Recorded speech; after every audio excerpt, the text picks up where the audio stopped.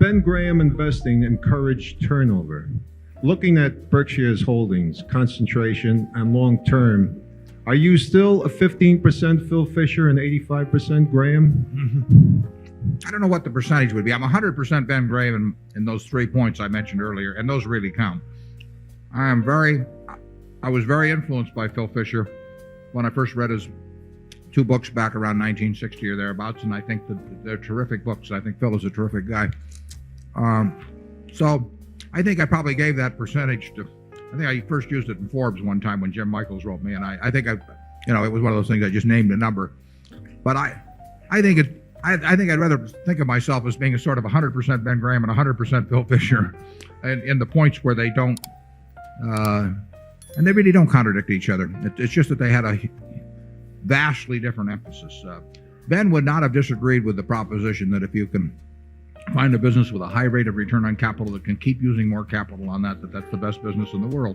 And of course, he made most of his money out of Geico, which was precisely that sort of business. So he recognized it. It's just that he felt that the other system of buying things that were statistically very cheap and buying a large number of them was an easier policy to apply, and one that was a little more teachable. He would have felt that Phil Fisher's approach was less teachable than his, but his had a more limited value because it was not workable with really large sums of money. At Graham Newman Corp was a closed-end fund. It was technically an open-end fund, but it had $6 million of net worth, and Newman and Graham, the partnership that was affiliated with it, had $6 million. So you had a total pool of $12 million. Well, you could go around buying little machine tool stocks in machine tool companies, whatever it might be, that all statistically cheap, and that was a very good group operation. And if you own a lousy business, you have to sell it at some point. I mean, if you own a group of lousy businesses, you better hope some of them get taken over or something happens. You need turnover. If you own a wonderful business, you don't want turnover, basically. Charlie?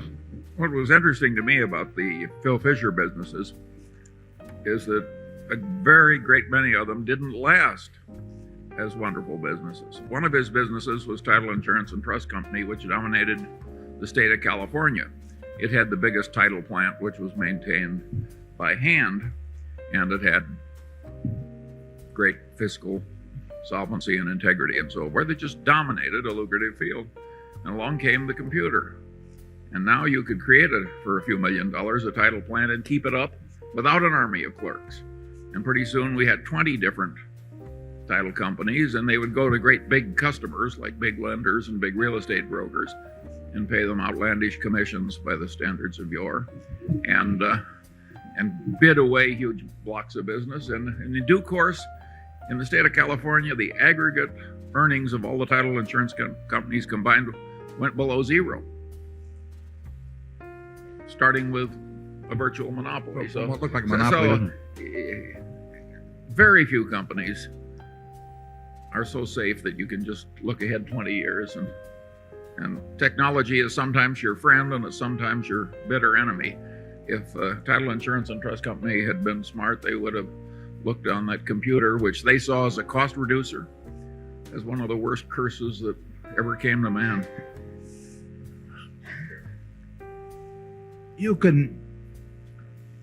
It probably takes more business experience and insights to some degree to apply Phil Fisher's approach than it does Graham's approach. If you, the only problem is you may be shut out of doing anything for a long time with Ben's approach, and you may have a lot of difficulty in doing it with big money.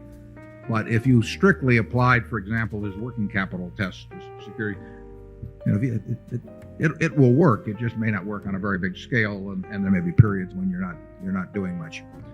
Ben really was more of a teacher than he had no urge to make a lot of money. It did not interest him. So he really wanted something that he thought was teachable, and as a cornerstone of his philosophy or approach. And he felt you could read his books sitting out here in Omaha and apply buying things that were statistically cheap, and you didn't have to have any special insights about business or consumer behavior or anything of the sort. And I don't think there's any question about that being true, but I also don't think you can manage lots of money in accord with it.